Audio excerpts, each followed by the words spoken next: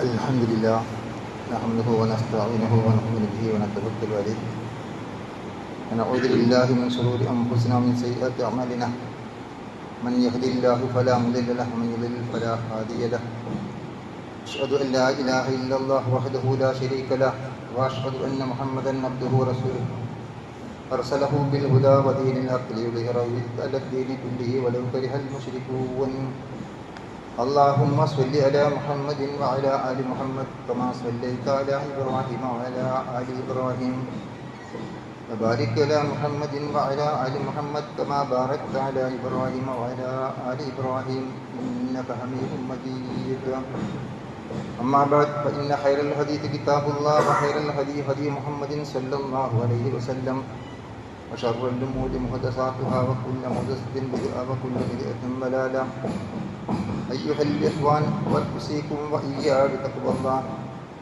قال الله تعالى في قرآنه الكريم أعوذ بالله من الشيطان الرجيم بسم الله الرحمن الرحيم يا أيها الناس اتقوا ربكم الذي خلقكم من نفس واحدة وخلق منها زوجها وبث منهما رجالا كثيرا ونساء واتقوا الله الذي تساءلون به والأرحام إن الله كان عليكم رقيبا يا أيها الذين آمنوا اتقوا الله حق تقاته ولا تموتن إلا وأنتم مسلمون بسم الله الرحمن الرحيم قل إن الموت الذي تفرون منه فإنه ملاقيكم ثم تردون إلى عالم الغيب والشهادة وينبئكم بما كنتم تعملون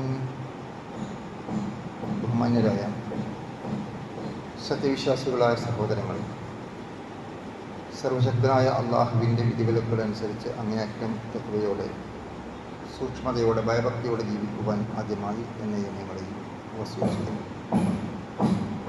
ഇസ്ലാമിൻ്റെ അടിസ്ഥാന പ്രമാണമായ തൗഹീദിനെ സംബന്ധിച്ചും അതുപോലെ തന്നെ പ്രമാണമായി നമ്മൾ അംഗീകരിച്ചു വരുന്ന സുന്നത്തുകളെ കുറിച്ചുമാണ് ഏതാനും കാര്യങ്ങൾ കഴിഞ്ഞ ഖുതുബകളിലൂടെ നമ്മൾ വിശദീകരിച്ചിട്ടുള്ളത്. റസൂലുള്ളാഹി സ്വല്ലല്ലാഹു അലൈഹി വസല്ലം തിരുമേനി തൻ്റെ 23 വർഷക്കാലത്തെ പ്രബോധന കാലഘട്ടത്തിൽ ആദ്യത്തെ 13 വർഷവും പ്രധാനമായും പഠിപ്പിച്ചിരുന്നത് തൗഹീദിനെ കുറിച്ചും ആഖിറത്തിനെ കുറിച്ചുമായിരുന്നു എന്ന് നമുക്ക് കാണാൻ സാധിക്കും. അഥവാ അള്ളാഹുവിൻ്റെ ഏകത്വത്തെക്കുറിച്ചുള്ള വ്യക്തമായ വിശ്വാസവും നമ്മുടെ മരണത്തിന് ശേഷം വരാനിരിക്കുന്ന അനശ്വരമായ ജീവിതത്തെക്കുറിച്ചുള്ള വ്യക്തമായ ബോധവും മനുഷ്യ മനസ്സുകളിൽ ശക്തിപ്പെടുത്തിയെടുക്കുവാൻ വേണ്ടിയാണ് പ്രബോധനത്തിൻ്റെ ഹിജറയുടെ മുമ്പുള്ള 13 വർഷക്കാലവും പ്രധാനമായി പരിശ്രമിച്ചിട്ടുള്ളത്. അതിനുശേഷമുള്ള 10 വർഷക്കാലത്തിനിടയിലാണ് മതപരമായ അനുഷ്ഠാനങ്ങളും കർമ്മങ്ങളും ആചാരങ്ങളും സ്വഭാവ പെരുമാറ്റ മര്യാദകളും ബന്ധങ്ങളും ബാധ്യതകളും ഒക്കെ പഠിപ്പിക്കാൻ വേണ്ടി റസൂലുള്ളാഹി ശ്രമിച്ചിട്ടുള്ളത് എന്ന് നമുക്ക് മനസ്സിലാക്കാൻ സാധിക്കും. വിശുദ്ധ ഖുർആനിനെ 3/2 ഭാഗം നമ്മൾ പരിശോധിച്ചാൽ ഏതാണ്ട് വിശ്വാസവുമായി ബന്ധപ്പെട്ട കാര്യങ്ങളാണ് പരാമർശിച്ചിരിക്കുന്നത് എന്നും നമുക്കറിയാവുന്നതാണ്. ബാക്കി എല്ലാ കാര്യങ്ങളും 3/1 ഭാഗത്ത് ഉൾക്കൊള്ളിച്ചുകൊണ്ട് പഠിപ്പിക്കാൻ മാത്രമേ ഉണ്ടായിരുന്നുള്ളൂ. ഇത് ഞാൻ ആമുഖമായി സൂചിപ്പിച്ചത് വിശ്വാസരംഗത്ത് വേണ്ട രൂപത്തിൽ മനസ്സ് പാകപ്പെട്ടു കഴിഞ്ഞാൽ ബാക്കിയുള്ള കാര്യങ്ങൾ വളരെ എളുപ്പത്തിൽ ആളുകളെ ബോധ്യപ്പെടുത്തി കൊടുക്കാൻ സാധിക്കും എന്നുള്ളത് കൊണ്ടാണ്. റസൂൽ കരീം സല്ലല്ലാഹു അലൈഹി വസല്ലം ആ സമൂഹത്തിലുണ്ടാക്കിയ മാറ്റവും പരിവർത്തനവും ഒക്കെ ചുരുങ്ങിയ കാലം കൊണ്ട് സാധ്യമായത് ആദ്യമായി വിശ്വാസത്തിലൂന്നിയ ബോധവൽക്കരണ പ്രവർത്തനങ്ങളിലൂടെ പാകപ്പെട്ട മനസ്സുകളിലേക്ക് മറ്റ് തിന്മകളെക്കുറിച്ചും അധർമ്മങ്ങളെക്കുറിച്ചും സാംസ്കാരിക ജീർണതകളെക്കുറിച്ചുമെല്ലാം അവ ആർജിക്കണമെന്നും ഒഴിവാക്കണമെന്നും പറയേണ്ട താമസമേ ഉണ്ടായുള്ളൂ. അത് ഒഴിവാക്കുവാൻ ആ മനസ്സുകൾ പാകപ്പെട്ടു കഴിഞ്ഞിരുന്നു എന്നുള്ളതാണ്.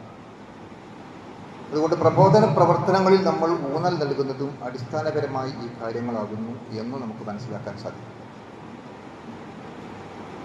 ഈ ഒരു വിഷയവുമായി ബന്ധപ്പെട്ടുകൊണ്ട് ആലോചിക്കുമ്പോൾ മരണത്തിന് ശേഷം വരാനിരിക്കുന്ന ഒരു ജീവിതത്തെക്കുറിച്ചുള്ള തിരിച്ചറിവ്. നമ്മളൊക്കെ പരലോക വിശ്വാസികളാണ്, പരലോകത്തിൽ വിശ്വസിക്കുന്നവരാണ് എന്നൊക്കെ നമ്മൾ അവകാശപ്പെടാറുണ്ടെങ്കിലും നമ്മുടെ ജീവിതവുമായി ബന്ധപ്പെടുത്തി നോക്കിയാൽ, നമ്മുടെ പ്രവർത്തനങ്ങളുമായി, നമ്മുടെ പെരുമാറ്റങ്ങളുമായി, നമ്മുടെ സ്വഭാവ സവിശേഷതകളുമായി, നമ്മുടെ മനോഭാവവുമായി നമ്മൾ ബന്ധപ്പെടുത്തിക്കൊണ്ട് മാറ്റുരച്ചുകൊണ്ട് പരിശോധിച്ച് നോക്കിയാൽ പലപ്പോഴും ആ വിശ്വാസത്തിന് എന്തെങ്കിലും കളങ്കമേറ്റിട്ടുണ്ടോ എന്ന് സംശയിക്കേണ്ടി വരികയാണ്. കാരണം എൻ്റെ സ്വന്തം ജീവിതത്തിലേക്ക് ഞാനൊരു തിരിഞ്ഞുനോട്ടം നടത്തുമ്പോൾ നമ്മൾ ഓരോരുത്തരും നമ്മുടെ സ്വന്തം ജീവിതങ്ങളിലേക്ക് ഒരു എത്തിനോട്ടം നടത്തിയ ആ അനശ്വരമായ ജീവിതത്തെ വിജയത്തെ ലക്ഷ്യമാക്കിക്കൊണ്ട് തന്നെയാണോ എൻ്റെ എല്ലാ പ്രവർത്തനങ്ങളും ക്രമീകരിക്കാൻ സാധിക്കുന്നത് എന്ന് നമ്മൾ പരിശോധിക്കുമ്പോൾ നമ്മുടെ ജീവിതത്തിൽ വീഴ്ചകൾ കാണാൻ സാധിക്കുന്നു എങ്കിൽ അതിനർത്ഥം നമ്മൾ വേണ്ട രൂപത്തിൽ നമ്മുടെ വിശ്വാസം ശക്തിപ്പെട്ട് കഴിഞ്ഞിട്ടില്ല എന്നുള്ളതാണ്. അതുകൊണ്ട് തന്നെ ഇടയ്ക്കടി ഈ കാര്യത്തെ സംബന്ധിച്ചിടത്തോളം നമ്മെ ഉണർത്തേണ്ടതുണ്ട് എന്ന് നമുക്ക് മനസ്സിലാക്കാൻ സാധിക്കുകയാണ്. മരണം എന്ന യാഥാർത്ഥ്യം അത് മതവിശ്വാസികൾ മാത്രമല്ല, ഏകദൈവ വിശ്വാസികൾ മാത്രമല്ല, ബഹുദൈവ വിശ്വാസികൾ മാത്രമല്ല, മതനിഷേധികളായ ആളുകൾക്ക് പോലും നിഷേധിക്കാൻ കഴിയാത്ത യാഥാർത്ഥ്യമാകുന്നു എന്ന് നമുക്ക് ബോധ്യപ്പെടും. കാരണം മരണം സംഭവിക്കില്ല എന്ന് പറയാൻ ലോകത്ത് ഇന്നേ വരെ ആർക്കും സാധിച്ചിട്ടില്ല, ലോകാവസാനം വരെ ആർക്കും സാധിക്കുകയുമില്ല. കാരണം അത്രയും സുനിശ്ചിതമായ കാര്യമാണ് മരണം ഉണ്ട് എന്നുള്ളത്. അത് നമ്മൾ ആ രൂപത്തിൽ തന്നെ അള്ളാഹു സൂറത്തുൽ ജുമയിൽ നമ്മെ ഓർമ്മപ്പെടുത്തുകയുണ്ടായി. നീ പറയുക, ഇന്നൽ മൗത്തല്ലദീ തഫിറൂന മിൻഹു ഫഇന്നഹു മുലാഖീകും. നീ ഏതൊരു മരണത്തിൽ നിന്നാണോ ഓടി അകന്നുകൊണ്ടിരിക്കുന്നത്, തീർച്ചയായും അത് നിന്നെ കണ്ടുമുട്ടുക തന്നെ ചെയ്യും. എന്നിട്ട് ഖുർആൻ നമ്മെ ഓർമ്മപ്പെടുത്തുകയാണ്, സുമ്മ തുറദ്ദൂന ഇലാ ആലിമിൽ ഗൈബി വശഹാദ. പിന്നീട് ദൃശ്യവും അദൃശ്യവും അറിയുന്ന പടച്ചതമ്പുരാനിലേക്ക് നിങ്ങൾ മടക്കപ്പെടും. ഫയുനബ്ബിഉകും ബിമാ കുൻതും തഅമലൂൻ. അപ്പോൾ അവിടെ വെച്ച് നിങ്ങൾ പ്രവർത്തിച്ചു കൊണ്ടിരിക്കുന്നതിനെ സംബന്ധിച്ച് നിങ്ങളെ ബോധ്യപ്പെടുത്തുന്നതാണ് എന്ന് അല്ലാഹു അറിയിക്കുകയും ചെയ്യും. പ്രിയപ്പെട്ടവരെ, നമ്മൾ ആലോചിച്ച് നോക്കും, നാം ഏതൊരു മരണത്തിൽ നിന്ന് ഓടി അകലാൻ വേണ്ടി ശ്രമിച്ചുകൊണ്ടിരിക്കുന്നുവോ, ഏതെല്ലാം സുരക്ഷിതമായിരിക്കുന്ന സങ്കേതങ്ങൾ നമ്മൾ അന്വേഷിച്ചു കൊണ്ടിരിക്കുന്നുവോ, ആ മുഴുവൻ സുരക്ഷിതമായ സങ്കേതങ്ങളിലേക്കും മരണം കടന്നു വരിക തന്നെ ചെയ്യും എന്ന് നമുക്ക് ഉറപ്പാണ്. അതുകൊണ്ടാണ് അള്ളാഹു അങ്ങനെ പറഞ്ഞിരിക്കുന്നത്, നിങ്ങൾ ഏതൊരു മരണത്തിൽ നിന്ന് ഓടി അകലാൻ ശ്രമിക്കുന്നുവോ ആ മരണം നിങ്ങളെ പിടികൂടുക തന്നെ ചെയ്യും. ഇതാർക്കും നിഷേധിക്കാൻ കഴിയില്ല. പക്ഷെ തുടർന്നുകൊണ്ട് അള്ളാഹു പറഞ്ഞിരിക്കുന്ന കാര്യമുണ്ട്, മരണത്തോടു കൂടി അവസാനിക്കുന്നതല്ല, നിങ്ങളെ വീണ്ടും നാം തിരിച്ചു കൊണ്ടുവരും, ദൃശ്യവും അദൃശ്യവും അറിയുന്ന പടച്ചതമ്പുരാനിലേക്ക്, നിങ്ങളുടെ റബ്ബിങ്കിലേക്ക്. എന്നിട്ട് നിങ്ങൾ ഇവിടെ എന്തൊക്കെയാണ് പ്രവർത്തിച്ചു കൊണ്ടിരിക്കുന്നത്, നിങ്ങളുടെ അമലുകൾ എന്തൊക്കെയാണ് എന്ന് അവിടെ വെച്ച് നിങ്ങൾക്ക് കൃത്യമായി ബോധ്യപ്പെടുത്തി തരും. തെളിവ് സഹിതം നമ്മുടെ മുമ്പിൽ കർമ്മരേഖ സമർപ്പിക്കപ്പെടും എന്ന് തന്നെയാണ് അള്ളാഹു സൂചിപ്പിക്കുന്നത്. നമ്മൾ ആലോചിച്ച് നോക്കൂ, സൂറത്തു നിസായിലെ 78-ാമത്തെ വചനം അള്ളാഹു നമ്മെ ഓർമ്മപ്പെടുത്തുകയാണ്, ഐനമാ തകൂനു യുദ്രികുമുൽ മൗത്ത്. നിങ്ങൾ എവിടെയായിരുന്നാലും ശരി മരണം നിങ്ങളെ പിടികൂടുക തന്നെ ചെയ്യും. എന്നിട്ട് അള്ളാഹു അവിടെ വിശദമാക്കുന്ന നമുക്ക് കാണാൻ സാധിക്കും, വലൗ കുൻതും ഫീ ബുറൂജിൻ മുശയ്യദ. നിങ്ങൾ ഭദ്രമായി കൊട്ടിയടയ്ക്കപ്പെട്ട കോട്ടകൾക്കുള്ളിലായിരുന്നാലും എന്നാണ്.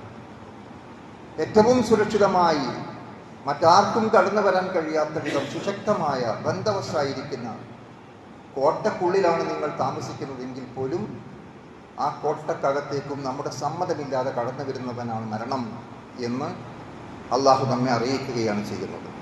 നമ്മൾ ആലോചിച്ച് നോക്കുക, അള്ളാഹു വീണ്ടും നമ്മെ ഓർമ്മപ്പെടുത്തുന്നു, വമാ തദ്രീ നഫ്സുൻ ബിഅയ്യി അർളിൻ തമൂത്ത്. ഏത് ഭൂമിയിൽ വെച്ചാണ്, എവിടെ വെച്ചാണ് നിങ്ങൾക്ക് മരണം സംഭവിക്കുക എന്നുള്ളത് ഒരു മനുഷ്യനും അറിയാത്ത കാര്യമാണ്, ഒരു ആത്മാവിനും അറിഞ്ഞുകൂടാത്ത കാര്യമാകുന്നു എന്നാണ്. ഇന്നല്ലാഹ അലീമുൻ ഹബീർ. തീർച്ചയായും അള്ളാഹു സർവജ്ഞനും സൂക്ഷ്മജ്ഞാനിയുമാകുന്നു എന്ന് നമ്മെ അറിയിക്കുകയും ചെയ്യും. ഓരോ ദിവസവും നമ്മൾ കേട്ടുകൊണ്ടിരിക്കുന്ന വാർത്തകൾ നമ്മൾ പരിശോധിച്ച് നോക്കുക, ഏതെല്ലാം നിലക്കുള്ള മരണമാണ് നടന്നുകൊണ്ടിരിക്കുന്നത് എന്ന്. പത്രകോളങ്ങളിൽ നിറഞ്ഞു നിൽക്കുന്ന മരണ പേജ് നമ്മൾ പരിശോധിച്ച് നോക്കുക, ഏതെല്ലാം പ്രായത്തിലുള്ള ആളുകളാണ് മരണപ്പെട്ടു പോയിരിക്കുന്നത് എന്ന് നമുക്കവിടെ കാണാൻ സാധിക്കും. അപ്പോൾ അവിടെ ആ കാര്യത്തിൽ ആർക്ക് എവിടെ എപ്പോൾ മരണം സംഭവിക്കുന്നു എന്നുള്ളത് ആർക്കും പറയാൻ കഴിയാത്ത വിധം അനിശ്ചിതത്വമായി നമ്മുടെ മുമ്പിൽ നിലനിൽക്കുന്നു എന്ന് നമുക്ക് ബോധ്യപ്പെടുമ്പോൾ നമ്മളൊക്കെ ഓരോ ദിവസവും കേട്ടുകൊണ്ടിരിക്കുന്ന കാര്യങ്ങൾ നമ്മൾ പലപ്പോഴും പറയും, ഏതാനും മണിക്കൂറുകൾക്ക് മുമ്പ് ഞങ്ങളുമായി സംസാരിച്ച് പിരിഞ്ഞു പോയതാണല്ലോ. അല്ലെങ്കിൽ നമുക്ക് ഓർമ്മിക്കാനുണ്ടാകുന്ന പലതും ഉണ്ടാകും. ആരാണ് മരിച്ചു കിടക്കുന്നത്?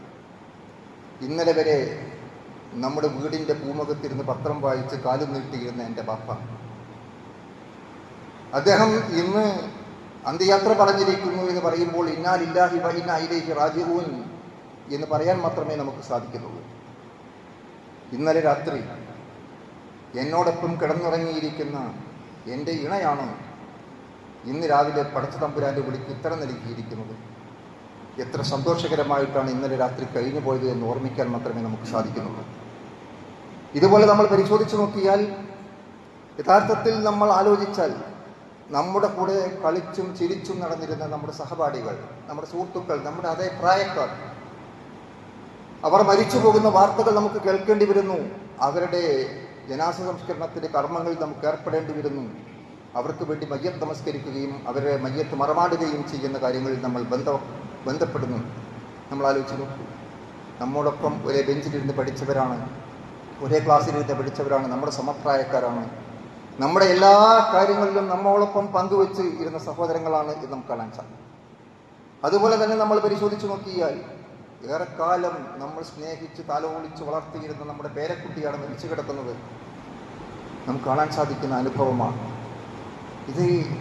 നമ്മൾ ഓർക്കാൻ പലപ്പോഴും, കഴിഞ്ഞ ദിവസം ഒരു മരണ വീട്ടിൽ ചെന്നപ്പോൾ ആ പിതാവ് വളരെ വേദനയോടുകൂടി പറഞ്ഞു, 90 കഴിഞ്ഞിരിക്കുന്നു, ഞാനിവിടെ ഇരിക്കുന്നു, 56 വയസ്സുള്ള എൻ്റെ മകനാണ് എൻ്റെ മുമ്പിൽ അവൻ്റെ മയ്യത്ത് നമസ്കരിക്കേണ്ട അവസ്ഥയാണുള്ളത് എന്ന് വേദനയോടുകൂടി പറയുകയുണ്ട്. നമുക്കെന്ത് പറയാൻ കഴിയും?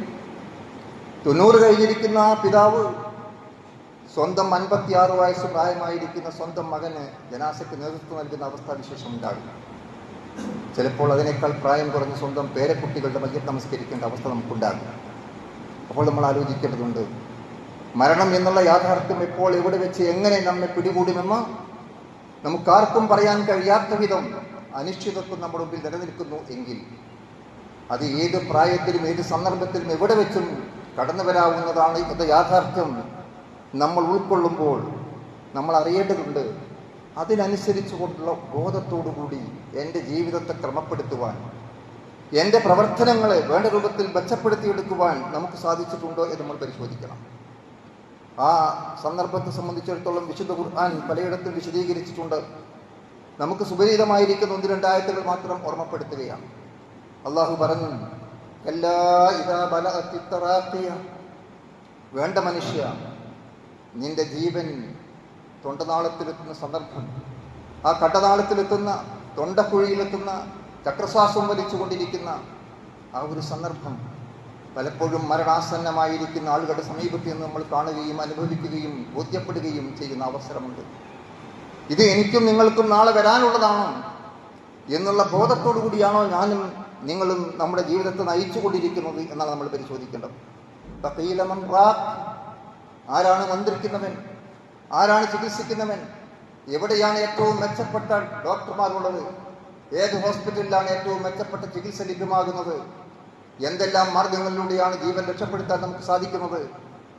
ഏത് ICUവിലാണ്? ഏത് വെന്റിലേഷനിലൂടെയാണ്? ഏത് മറ്റു മാർഗങ്ങളിലൂടെയാണ് നമ്മുടെ ജീവൻ സുരക്ഷിതമാക്കാൻ നമുക്ക് സാധിക്കുന്നത് എന്ന് നമ്മൾ അന്വേഷിക്കുകയും അതിനുവേണ്ടി എല്ലാം ചെലവാക്കാൻ നമ്മൾ സന്നദ്ധമാവുകയും ചെയ്യുന്നു. അള്ളാഹു പറഞ്ഞു, വലന്ന അന്നഹുൽ ഫിറാഖ്, പക്ഷേ അവൻ ഉറപ്പാകുന്നു, എൻ്റെ മരണം, എൻ്റെ വേർപാട് അത് യാഥാർത്ഥ്യമാകുന്നു എന്നവന് ബോധ്യപ്പെടുകയാണ്. ആ സന്ദർഭത്തിൽ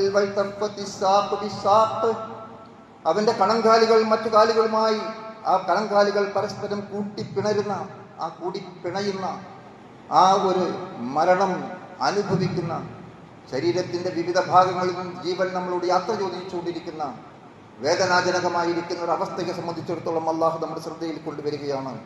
അപ്പോൾ അവന് ബോധ്യപ്പെടും, ഇലാ റബ്ബിക യൗമഇദിനിൽ മസാഖ്, ഇന്നത്തെ ദിവസം എൻ്റെ മടക്കമാണ്, എൻ്റെ തിരിച്ചുപോക്കാണ്. ഇനി എനിക്ക് ഇവിടെ കൂടുതൽ നിമിഷങ്ങളില്ല, കൂടുതൽ സമയങ്ങളില്ല, കൂടുതൽ സന്ദർഭങ്ങളില്ല. ഞാൻ അള്ളാഹുവിന്റെ വിളിക്ക് ഉത്തരം നൽകാൻ ബാധ്യതപ്പെട്ടിരിക്കുന്ന സമയം ഉറപ്പായിരിക്കുന്നു. ഓരോ ആത്മാവിനും അവന്റെ അവധി എത്തിക്കഴിഞ്ഞാൽ അള്ളാഹു പിന്നീട് പിന്തിച്ചു കൊടുക്കുന്ന പ്രശ്നമേ ഇല്ല എന്ന് അള്ളാഹു പറഞ്ഞിരിക്കുന്ന ആ ഒരു നിമിഷം അവന് സ്വയം ബോധ്യപ്പെടുകയാണ്. എന്ന് പറഞ്ഞുകൊണ്ട് അള്ളാഹു ആ സന്ദർഭത്തെ ബോധ്യപ്പെടുത്തുകയാണ് നമ്മെ. പക്ഷേ തിരിഞ്ഞു നോക്കുമ്പോൾ എന്താണ് അവസ്ഥ? അവൻ സത്യമാക്കേണ്ട കാര്യങ്ങൾ സത്യമാക്കിയിരുന്നില്ല, വിശ്വസിക്കേണ്ട കാര്യങ്ങളെ വിശ്വസിച്ചിരുന്നില്ല, ഉൾക്കൊള്ളേണ്ട കാര്യങ്ങളെ ഉൾക്കൊള്ളാൻ സന്നദ്ധമായിരുന്നില്ല. മാത്രമല്ല അവൻ നമസ്കാരം നിർവഹിച്ചിരുന്നില്ല. തൻ്റെ കർമ്മങ്ങൾ, അനുഷ്ഠാനങ്ങൾ, ജീവിതത്തിൽ ഞാൻ ചെയ്യേണ്ട പ്രവർത്തനങ്ങൾ, ഇബാദത്തുകൾ അത് ഓരോന്നും അതാതിൻ്റെ നിശ്ചിതമായ സമയത്തും സന്ദർഭത്തിലും കൃത്യമായും വ്യക്തമായും നിർവഹിക്കുവാൻ ഞാൻ സന്നദ്ധമായിരുന്നില്ല എന്ന് ആ സന്ദർഭത്തിൽ ഖേദിക്കേണ്ടി വരുന്ന അവസ്ഥയാണ് അള്ളാഹു സൂചിപ്പിക്കുന്നത്. മാത്രമല്ല ദൈവികമായ സന്ദേശങ്ങളെ, അള്ളാഹുവിൻ്റെ ബോധനങ്ങളെ, പ്രവാചകന്റെ അധ്യാപനങ്ങളെ അത് കള്ളമാക്കുകയും അതിനെ തള്ളിക്കളയുകയും അതിനെ നിഷേധിക്കുകയും ചെയ്യുന്ന രൂപത്തിലായിരുന്നു എൻ്റെ ജീവിതം, എൻ്റെ പ്രവർത്തനം. ആ നിലക്ക് എൻ്റെ സ്വഭാവത്തിലും എൻ്റെ സമീപനത്തിലും എൻ്റെ പണമിടപാടുകളിലും സമൂഹത്തോടുള്ള നല്ല ഇടപെടലുകളിലും എല്ലാം തന്നെ ആ ഒരു അധ്യാപനങ്ങൾ കൃത്യമായി പാലിച്ചുകൊണ്ട് നാം നേരത്തെ മനസ്സിലാക്കിയ ഖുർആനിൻ്റെയും സുന്നത്തിൻ്റെയും നിർദ്ദേശങ്ങൾക്കനുസരിച്ചുകൊണ്ട് എൻ്റെ ജീവിതത്തെ എനിക്ക് ക്രമപ്പെടുത്തിയെടുക്കാൻ സാധിച്ചിരുന്നില്ല എന്ന് ആ സന്ദർഭത്തിൽ ആവലാതി പറയുകയും വേവലാതിപ്പെടുകയും ചെയ്യുന്ന സന്ദർഭം. പക്ഷേ അള്ളാഹു നമ്മെ ഓർമ്മപ്പെടുത്തുകയാണ്. മാത്രമല്ല അവൻ സ്വന്തം ആൾക്കാരിലേക്ക് ദുരഭിമാനം നടിച്ചുകൊണ്ട് കടന്നു ചെല്ലുകയാണ് ചെയ്തിരുന്നത്. മറ്റുള്ളവരിലേക്ക് ചെല്ലുമ്പോൾ ദുരഭിമാനം നടിക്കുകയും മറ്റുള്ളവരെ മോശമായി കാണുകയും അവഗണിക്കുകയും ഒക്കെ ചെയ്യുന്ന അവന്റെ പെരുമാറ്റവും സമീപനവുമെല്ലാം ആ ദുരഭിമാനത്തിന്റെ സിംബളുകളായിരുന്നു. പക്ഷെ പറയപ്പെടുന്ന മനുഷ്യ, നിനക്ക് ഏറ്റവും അർഹമായിരിക്കുന്ന ശിക്ഷ തന്നെയാണ് വരാനിരിക്കുന്നത്, നിനക്ക് ഏറ്റവും യോജിച്ചതാണ് നിനക്ക് വരാനിരിക്കുന്നത് എന്ന് അറിയിക്കപ്പെടുകയും ചെയ്യുന്നു എന്നാണ്. പ്രിയപ്പെട്ടവരെ, നമ്മൾ ആലോചിക്കണം. ഈ ഒരു ഭയാനകമായ ദിവസത്തെ, ഒരു സന്ദർഭത്തെ ഞാനും നിങ്ങളും അഭിമുഖീകരിക്കേണ്ടി വരും എന്ന് നമ്മൾ മനസ്സിലാക്കുമ്പോൾ ആ ഒരു ഗൗരവത്തോടു കൂടിയാണോ നമ്മൾ ജീവിക്കുന്നത് എന്നാണ് നമ്മൾ പരിശോധിക്കേണ്ടത്. അല്ലാഹു സുബ്ഹാനഹു വ തആല മരണവുമായി ബന്ധപ്പെട്ടുകൊണ്ട് ചില കാര്യങ്ങൾ നമ്മുടെ ശ്രദ്ധയിൽ കൊണ്ടുവരുന്നു. ഫിർഔൻ എന്ന സാമ്രാജ്യത്തിന്റെ ഉടമ, ഒരു രാജ്യത്തിന്റെ ഭരണം, അതിന്റെ അധികാരം, അതിന്റെ ശക്തി, അതിന്റെ ചെങ്കോൽ തന്റെ കൈകളിലുണ്ടായിരുന്ന, അധികാരം ഉപയോഗിച്ചുകൊണ്ട് എന്ത് തോന്നിവാസങ്ങൾക്കും സന്നദ്ധമായിരുന്ന, ആ അധികാരത്തിന്റെ മുമ്പിൽ നിന്നുകൊണ്ട് എന്ത് വൃത്തികേടുകളും പ്രാവർത്തികമാക്കാൻ തയ്യാറായിരുന്ന ദുരഭിമാനിയായ ഒരു ഭരണാധികാരിയുടെ സിംബൾ, അതാണ് ഫിർഔന്റെ ചരിത്രം നമ്മൾ പരിശോധിച്ച് നോക്കിയാൽ നമുക്ക് കാണാൻ സാധിക്കുന്നത്. അങ്ങനെയുള്ള ആ ഭരണാധികാരി വെള്ളത്തിൽ മുക്കി നശിപ്പിക്കപ്പെട്ട ആ സന്ദർഭം, സമുദ്രത്തിൽ മുങ്ങി നശിപ്പിക്കപ്പെട്ട ആ സന്ദർഭം വിവരിച്ചുകൊണ്ട് അതിനെ തുടർന്നുകൊണ്ട് അല്ലാഹു സുബ്ഹാനഹു വ തആല നമ്മെ ഓർമ്മപ്പെടുത്തുകയാണ്. എത്ര തോട്ടങ്ങളാണ്, എത്ര അരുവികളാണ് അവർ വിട്ടേച്ചു പോയിരിക്കുന്നത്.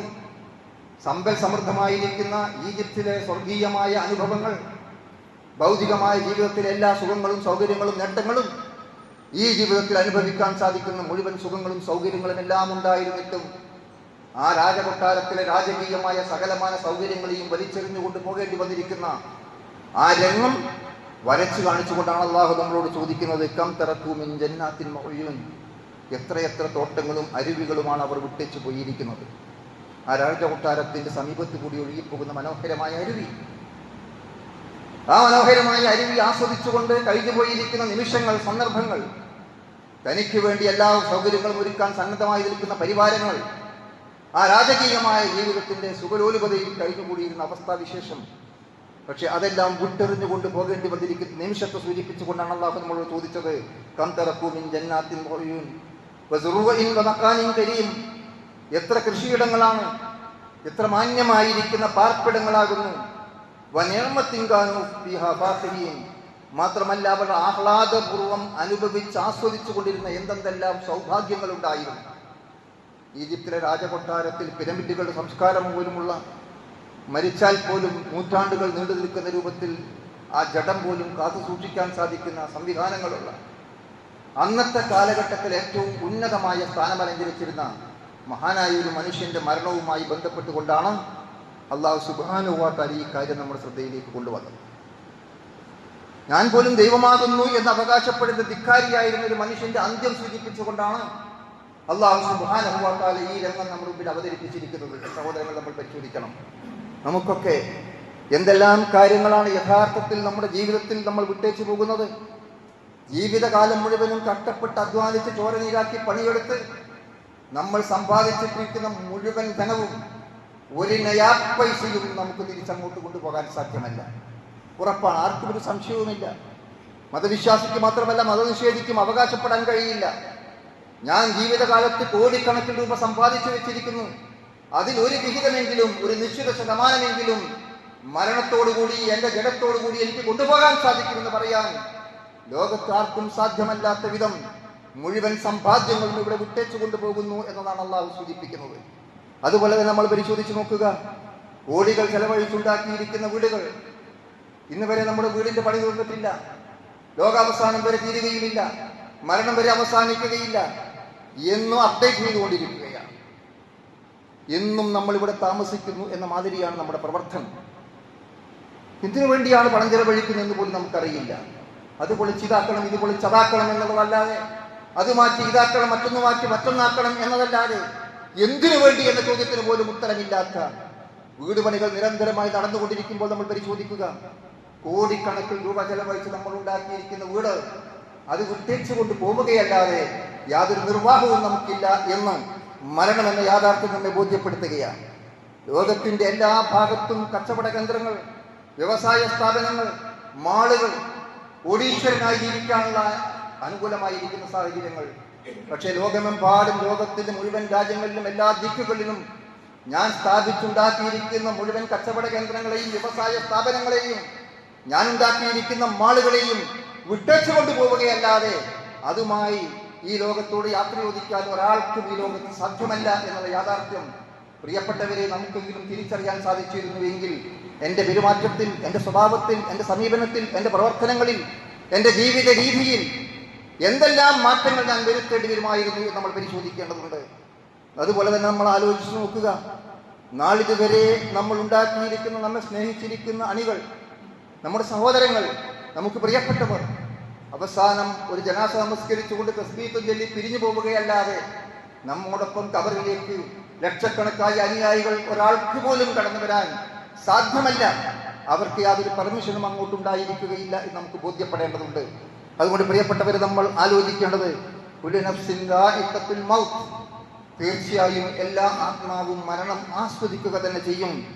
അത് എത്ര വലിയ മനുഷ്യനായിരുന്നാലും, എത്ര ഉന്നതനായിരുന്നാലും, എത്ര വലിയ ഭരണാധികാരിയായിരുന്നാലും, എത്ര വലിയ വ്യവസായി ആയിരുന്നാലും, എത്ര വലിയ കച്ചവട സ്ഥാപനങ്ങൾ നടത്തുന്നവനായിരുന്നാലും, എത്ര വലിയ മറ്റെന്തെല്ലാം സ്ഥാനമാനങ്ങൾ അലങ്കരിക്കേണ്ടി വന്നവനായിരുന്നാലും, എത്ര വലിയ പണ്ഡിതനായിരുന്നാലും, എത്ര വലിയ നേതാവായിരുന്നാലും ശരി, എല്ലാ ആത്മാവും മരണം ആസ്വദിക്കുക തന്നെ.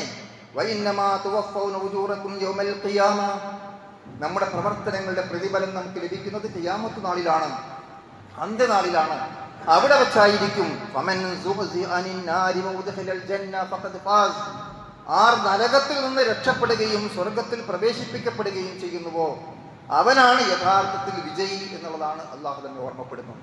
വമൽ ഹയാത്തുദ് ദുനിയ ഇല്ലാ മതാഉൽ ഗുറൂർ, എന്നിട്ട് അള്ളാഹു പറഞ്ഞു, ഈ ഐഹികമായ ജീവിതം വഞ്ചനയുടെ വിഭവം മാത്രമാകുന്നു.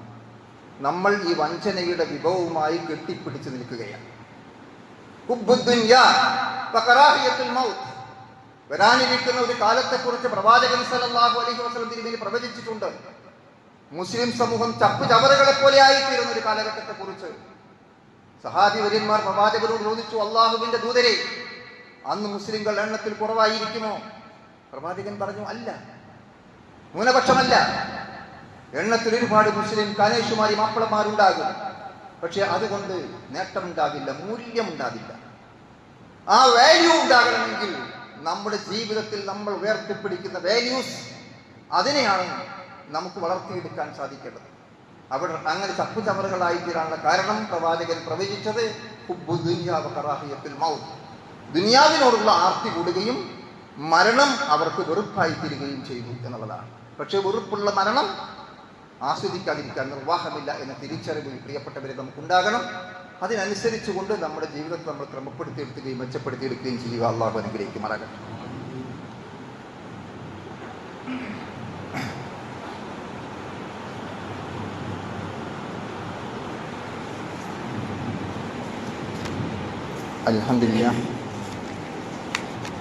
അൽഹംദുലില്ലാഹി റബ്ബിൽ ആലമീൻ വസ്സലാത്തു വസ്സലാമു അലാ റസൂലിൽ അമീൻ വഅലാ ആലിഹി വസഹ്ബിഹി അജ്മഈൻ അമ്മാ ബഅദ്. അയ്യുഹൽ ഇഖ്വാൻ വൽ അഖ്വാത്ത് ഉസീകും വഇയ്യാകും ബിത്തഖ്വല്ലാഹ്. ഖാല അല്ലാഹു തആല ഫീ ഖുർആനിഹിൽ കരീം അഊദു ബില്ലാഹി മിനശ് ശൈത്താനിർ റജീം ബിസ്മില്ലാഹിർ റഹ്മാനിർ റഹീം. അല്ലാഹു യതവഫൽ അൻഫുസ ഹീന മൗതിഹാ വല്ലതീ ലം തമുത് ഫീ മനാമിഹാ ഫയുംസികു അല്ലതീ ഖളാ അലൈഹൽ മൗത വയുർസിലുൽ ഉഖ്റാ ഇലാ അജലിൻ മുസമ്മ ഇന്ന ഫീ ദാലിക ലആയാതിൻ ലിഖൗമിൻ യതഫക്കറൂൻ. ബഹുമാന്യരായ സഹോദരങ്ങളെ, സർവശക്തനായ അള്ളാഹുവിൻ്റെ വിധിവിലക്കുകൾ അനുസരിച്ച് അങ്ങേയറ്റം കൂടെ ജീവിക്കുവാൻ ഒന്നുകൂടി എന്നെയും നിങ്ങളെയും വസിച്ചു. നാം പറഞ്ഞു വരുന്നത്, മരണം എന്ന യാഥാർത്ഥ്യം അത് എപ്പോൾ എവിടെ വെച്ച് എങ്ങനെയും നമ്മെ പിടികൂടുക തന്നെ ചെയ്യും. അതിൽ നിന്ന് ഓടി അകലുവാനോ കുതിരിച്ചാടുവാനോ മറ്റു മാർഗങ്ങൾ സ്വീകരിക്കുവാനോ സുരക്ഷിതമായ സങ്കേതങ്ങളിൽ പോയി അഭയം തേടുവാനോ സാധ്യമല്ലാത്ത വിധം എവിടെയും കടന്നു വന്നുകൊണ്ട് നമ്മെ പിടികൂടാൻ പറ്റുന്ന രൂപത്തിലാണ് അതിനെ അള്ളാഹു സംവിധാനിച്ചിരിക്കുന്നത്. ആ ബോധം നമ്മുടെ ജീവിതത്തിൽ ഉണ്ടാകണം എന്നുള്ള കാര്യമാണ് നമ്മൾ മനസ്സിലാക്കി. ഇത് നമുക്ക് ഓർക്കാൻ, നമ്മുടെ ജീവിതത്തിൽ നമുക്ക് നിത്യവും നൽകിയിരിക്കുന്ന ഒരു അനുഭവമാണ് ഉറക്കം എന്നുള്ളത്.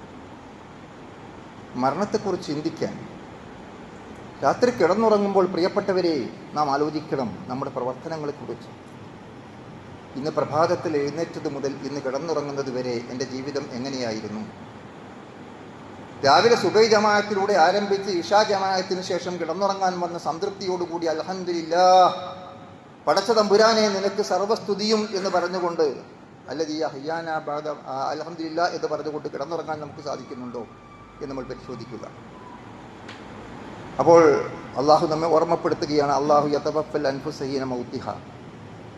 മരണസന്ദർഭത്തിൽ അള്ളാഹു നമ്മുടെ ആത്മാവിനെ പൂർണ്ണമായും ഏറ്റെടുക്കുന്നു.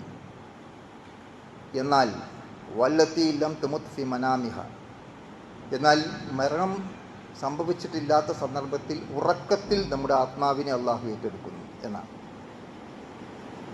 ഫയുംസികു അല്ലതീ ഖളാ അലൈഹൽ മൗത, എന്നാൽ ചിലർ ഉറക്കത്തിൽ തന്നെ മരിച്ചു പോകുന്നു. അഥവാ ആ ഉറക്കത്തിൻ്റെ സന്ദർഭത്തിൽ തന്നെ അള്ളാഹു നമ്മുടെ ആത്മാവിനെ പിടികൂടുന്നു. വയുർസിലുൽ ഉഖ്റാ ഇലാ അജലിൻ മുസമ്മ, എന്നാൽ കുറേ ആളുകൾക്ക് അള്ളാഹു രാവിലെ വീണ്ടും എഴുന്നേൽക്കാൻ, ഉറക്കിൽ നിന്ന് എഴുന്നേൽക്കാൻ അവസരം കൊടുക്കുന്നു. അവർക്ക് നിശ്ചയിക്കപ്പെട്ടിരിക്കുന്ന മരണത്തിൻ്റെ അവധി എത്തുന്നത് വരെ അവരെ അള്ളാഹു വിട്ടേക്കുകയും ചെയ്യുന്നു എന്നാണ് അള്ളാഹു സൂചിപ്പിക്കുന്നത്. എന്നിട്ട് അള്ളാഹു പറഞ്ഞു, ഇന്ന ഫീ ദാലിക ലആയാതിൻ ലിഖൗമിൻ യതഫക്കറൂൻ, തീർച്ചയായും ചിന്തിക്കുന്ന ആളുകളെ സംബന്ധിച്ചിടത്തോളം ഇതിൽ വ്യക്തമായ ദൃഷ്ടാന്തമുണ്ട് എന്നാണ്. അപ്പോൾ നമ്മൾ എന്ത് മനസ്സിലാക്കണം? ഓരോ ദിവസവും കിടന്നുറങ്ങുമ്പോൾ ഇത് സാമ്പിൾ ഡോസാണ് എന്ന് തിരിച്ചറിയാൻ നമുക്ക് കഴിയണം. ആ ഉറക്കത്തോടു കൂടി തന്നെ ഒരു പക്ഷേ അതിൻ്റെ ദീർഘമായ ഉറക്കമാകാം, ആ ദീർഘമായ ഉറക്കത്തിലേക്കുള്ള പ്രവേശനമാകാം. പക്ഷേ അങ്ങനെ അവധി എത്തിയിട്ടില്ലാത്ത ആളുകൾ വീണ്ടും രാവിലെ എഴുന്നേറ്റ് വരുന്നു. ഇന്ന് എഴുന്നേറ്റ് വന്ന് നമുക്കൊക്കെ ഒരു ചാൻസ് കൂടി കിട്ടി. എത്ര വരെ ഉണ്ട് നമുക്കറിയില്ല. അള്ളാഹു നിശ്ചയിച്ച അവധി വരെ നമുക്കൊരു ചാൻസ് അള്ളാഹു നൽകിയിരിക്കുന്നു. ഇത് നമുക്ക് ചിന്തിക്കാൻ അവസരം നൽകണം, പ്രേരിപ്പിക്കണം എന്നാണ് അള്ളാഹു പറഞ്ഞത്. അതുകൊണ്ടാണ് കിടന്നുറങ്ങുമ്പോൾ ബിസ്മിക റബ്ബി വളഅ്തു ജംബി, പടച്ച തമ്പുരാനെ നിന്റെ നാമത്തിലാണ് ഞാൻ എൻ്റെ പാർശ്വഭാഗങ്ങൾ വെക്കുന്നത് എന്ന് പറഞ്ഞുകൊണ്ടാണ് പ്രവാചകൻ കിടന്നുറങ്ങി. ആ സന്ദർഭത്തിൽ പ്രവാചകൻ ഓർക്കുന്നതാണ്, ആ കിടന്നുറങ്ങുമ്പോൾ അള്ളാഹുവേ നിന്റെ നാമത്തിലാണ് ഞാൻ എൻ്റെ ശരീരഭാഗം വെക്കുന്നത്. അബിക അർഫഉഹു, നാളെ എനിക്ക് ഉണരാൻ എഴുന്നേൽക്കാൻ അവസരം ലഭിച്ചാൽ നിന്റെ നാമത്തിൽ തന്നെയായിരിക്കും ഞാൻ അത് ഉയർത്തുന്നതും അഥവാ ഞാൻ എഴുന്നേൽക്കുന്നത്. വൈൻ അംസക്ത നഫ്സി ഫർഹംഹ, ഈ മരണത്തോടു കൂടി തന്നെ, ഈ ഉറക്കത്തോടു കൂടി തന്നെ എന്നെ ആത്മാവിനെ നീ പിടികൂടുകയാണെങ്കിൽ നീ അതിനോട് കരുണ കാണിക്കണമേ നാഥ.